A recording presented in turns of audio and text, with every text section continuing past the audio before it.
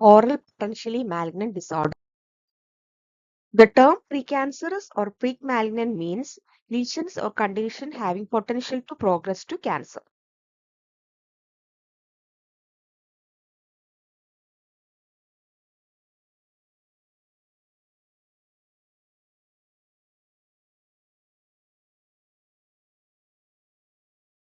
In 1978, World Health Organization given the term oral precancers as lesions and conditions. Precancerous lesion is a morphologically altered tissue in which oral cancer is more likely to occur than its apparently normal counterpart. Precancerous condition is a generalized state associated with significant increased risk of cancer. World Health Organization in 2005 classified these lesions and conditions as potentially malignant disorders. These are a group of disorders of varying etiologies with or without clinical and histomorphological alterations that may lead to oral squamous cell carcinoma transformation.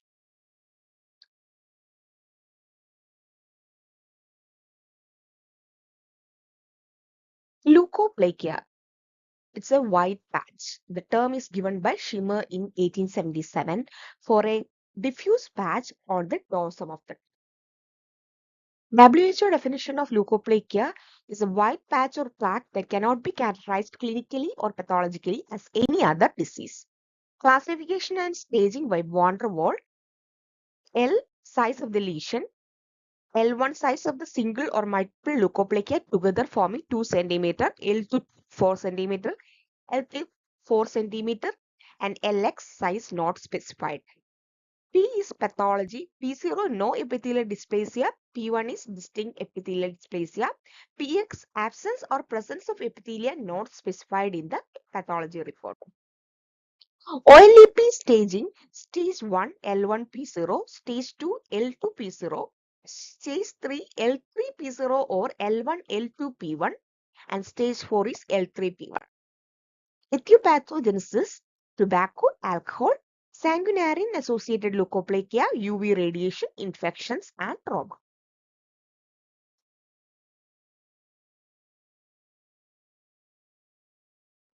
Middle-aged and older individuals, male to female ratio 3:1 to 6:1, solitary or multiple. On any site of the oral cavity, lesions in the floor of the mouth, lateral border of the tongue, and the lower lip are most likely to show dysplastic or malignant changes. Clinical forms either homogeneous or non-homogeneous. Homogeneous leukoplakia are predominantly white lesions of uniform flat and thin appearance that may exhibit shallow cracks and that have smooth, wrinkled, or corrugated surface. Non-homogeneous, predominantly white and red, that may be either irregularly flat. Nodular surface irregularities may give a granular or nodular appearance. Proliferative varicose leukoplakia is an aggressive type of leukoplakia. Investigation, tolbudin blue staining.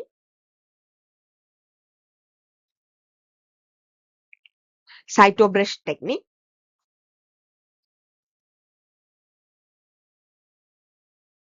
Chemiluminescence. This is based upon normal fluorescence of the tissue when exposed to blue-white illumination. This technique has been adapted for oral mucosal inspection in busy light system. Biopsy, when a suspicious lesion is identified, an incisional biopsy using a scalpel or biopsy forceps is recommended. When the lesion is very small, excisional biopsy can be performed as an investigative procedure and as a treatment modality. Differential diagnosis include lichen planus, leukedema, cheek biting lesion, smokeless tobacco lesion, lupus erythematosus, hyperplastic or hypertrophic candidiasis, hairy leukoplakia, varicose or squamous cell carcinoma, verruca vulgaris, and white spongy nevus. Treatment plan, general consideration, elimination of the possible etiological agent.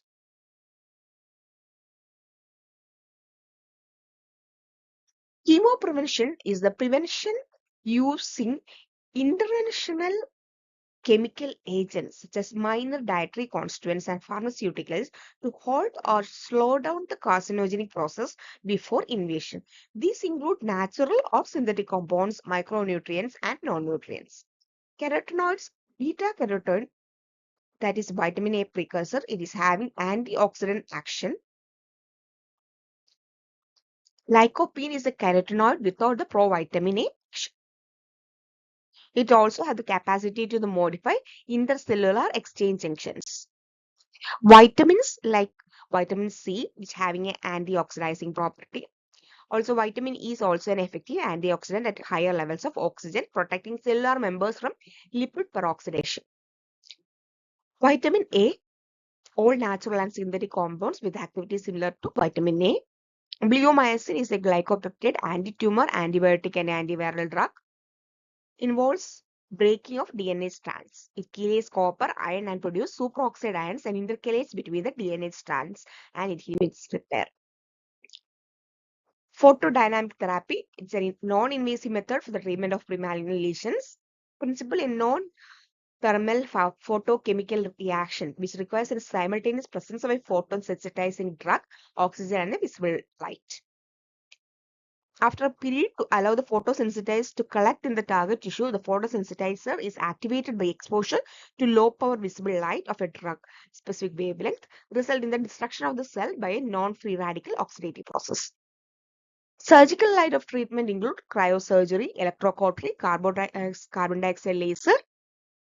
Lichen planus is a Greek word referring to tree mosses and flat. Wickham described the characteristic appearance of the whitish striae and punctations that develop atop the flat surface papules. It's a common chronic immunological inflammatory mucocutaneous disease that varies in appearance from keratotic to erythematous and ulcerative. Etiology can be genetic, dental materials, drugs, infectious agents, immunology, immunodeficiency, food allergies, psychological factors, habits, trauma, diabetes, and hypertension. Classification by Andreessen in 1965, reticular, papular plaque type, atrophic, ulcerative, and bulla. Clinical features include white striations, white papules, or white plaques. Lesions are described by 6 P's: planar, purple, polygonal, pruritic, papules, and plaques. Wickham's striae is characteristic of lichen planus, usually seen in the skin surfaces. The lesion may appear in the linear configuration following the lines of trauma that is known as Koebner's phenomenon. Hence, any mechanical trauma or irritation such as sharp fitting margins or rough surface or ill-fitting dentures should be evaluated and eliminated. Oral manifestation, first is a reticular type. Characteristic Wickham's striae can be seen bilaterally in the buccal mucosa. Papular type, papules can be seen, that is white dots intermingled with reticular form. Sometimes the papular elements merge with the striae as a part of the natural course. Plaque type, lichen planus, shows a homogeneous, well-demarcated white plaque, often but not always surrounded by a striae. Plaque lesions may clinically be similar to the homogeneous or leukoplakia. This form is more often encountered in smoker, and following cessation of the habit, the plaque may disappear and convert to the reticular type of lichen planus. Bullous type, this form is rarer than other forms of lichen planus. It appears as a small bullae or vesicle that tends to rupture easily. The bullae or vesicle range from few millimeters to several centimeters in size. Erythematous lichen planus is characterized by homogeneous red area. Some patients may display erythematous lichen planus exclusively affecting the attached gingiva, which is presented as desquamated gingivitis. Ulcerative type are the most disabling type of lichen planus. Clinically, fibrin-coated ulcers are surrounded by an erythematous zone, frequently displaying the radiating white striae.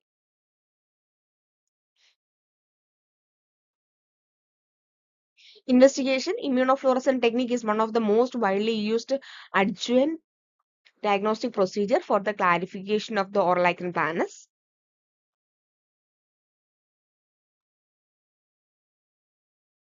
Management, elimination of the precipitating factors, good oral hygiene, drug therapy using steroids, topical as well as systemic agents.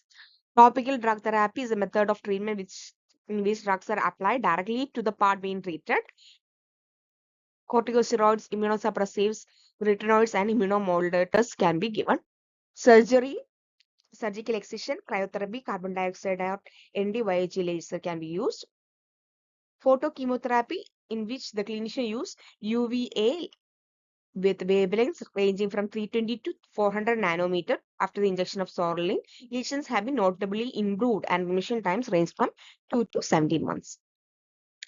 Oral submucous fibrosis is an insidious chronic disease affecting any part of the oral cavity and sometimes the pharynx. Occasionally, it is preceded or associated with vesicle formation and always associated with juxtaepithelial inflammatory reaction followed with progressive hyalinization of the lamina propria.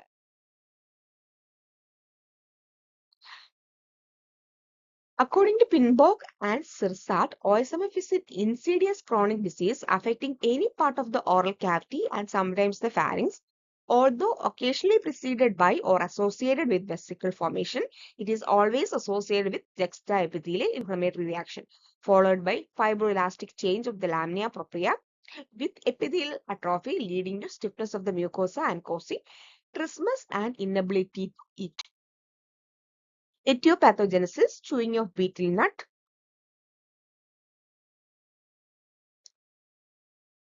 In genetically predisposed people, betel nut and pan chewing render the oral mucosa susceptible to chronic inflammatory changes with a decreased T lymphocyte count and higher null cell count. Arecanut, chili, and C are the chief local factors involved in the production of the OSMF. Nutritional deficiency is also more prevalent in OSMF. Several investigators have reported anemia, vitamin deficiency, iron, and protein deficiency among the OSMF patients. Iron metabolism seems to be the primary factor, and deficiency in folic acid, pyridoxine, and vitamin B12 deficiency are all secondary. Commonly seen in Indians, the most common age of occurrence is 12 to 62 years, with mean age affecting 40 years. There is a female predilection with ratio 3:2. First and foremost feature, burning sensation, pallor or blanching of oral mucosa, involvement of buccal mucosa, retromolar area followed by soft palate, palatal faucious, uvula tongue and the labial mucosa. The tongue may be small and stiff, blanched and leathery floor of the mouth, fibrotic and depigmented gingiva, rubbery soft palate with decreased mobility and blanched and atrophic tonsils and shrunken bud-like uvula. Mouth opening may become progressively reduced. Other symptoms include increased salivation, change of gustatory sensation, hearing loss due to stenosis of the eustachian tubes, dryness of the mouth, nasal tonality to the voice, dysphagia to the solids, impaired mouth movements.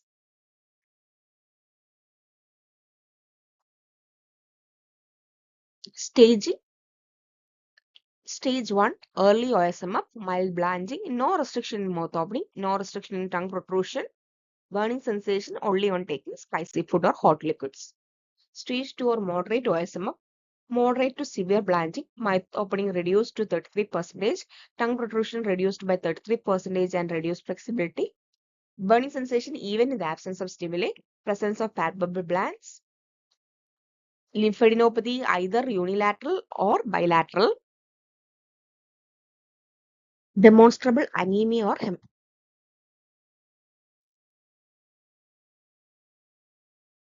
Stage 3, severe OSMF, burning sensation very severe, more than 66 reduction in mouth opening, ulcers over the buccal mucosa, thick palpable bands, bilateral lymphadenopathy, definite nutritional deficiencies in the B complex seen as angular cheilitis and deficiency also noticed.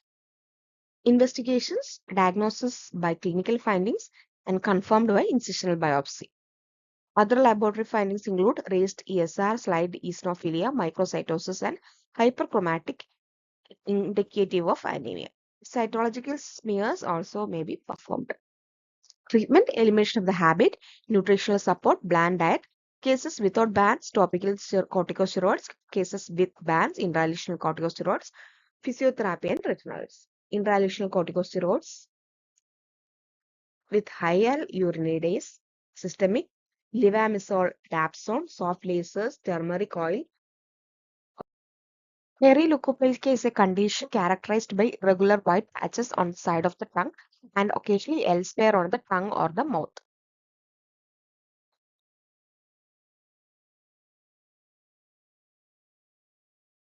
Clinical features most common in 40 to 60 years of life, bilaterally on the lateral borders of the tongue. Investigation include fluoridine blue staining, Lugos iodine viscillate, or exfoliative cytology.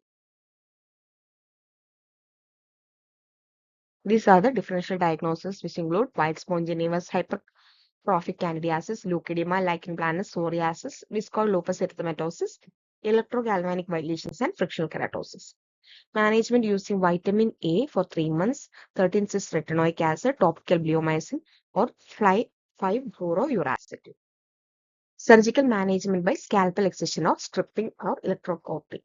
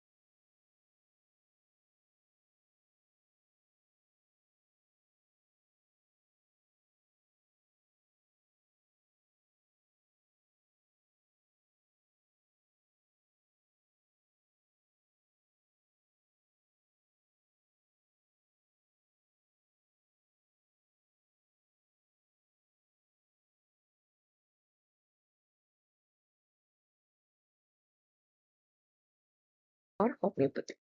Disc keratosis congenita or Cole-Engman syndrome or Sincer Cole-Engman syndrome is a rare genodermatosis that is usually inherited as an X-linked recessive trait resulting in a striking male predilection, autosomal dominant and recessive forms,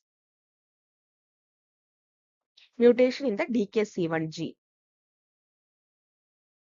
Clinical features usually evident during the first 10 years of the life. A reticular pattern of skin hyperpigmentation develops affecting the face and neck. Intraorally, the tongue and the buccal mucosa develop bullae. These are followed by erosion and eventually leukoplakic lesions. Leukoplakic lesions are considered to be pre-malignant and approximately one-third of them become Malignant 10 to 30 years. The actual rate of transmission may be higher. This may not be appreciated because of the shortened lifespan of these patients, and rapidly progressing periodontal disease has also been reported. There can be dystrophic changes in the nails, as shown in the picture.